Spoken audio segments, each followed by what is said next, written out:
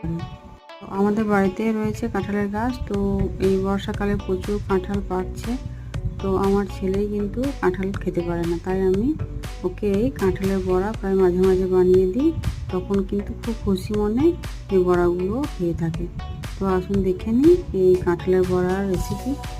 তো সুন্দর সুস্বাদু এবং মুচমুচে কাঁঠালের বড়া বানানোর জন্য প্রথমে আমি নিয়ে নিয়েছি কয়েক পোয়া কাঁঠাল, একদম গাছ পাকা, আর একটা কোরানো নারকেল, আর রয়েছে এখানে 1 কাপ চাল গুঁড়ো, 1 কাপ সুজি এবং 2 কাপ ময়দা, আর রয়েছে 2 চামচ চিনি, 1 চামচ লবণ, আর 1 চামচ জোয়ান, 1 চামচ কালো জিরে, আর 2 চামচ মৌরি, আর সামান্য খাবার সোডা, আর একটু গুঁড়ো মশলা।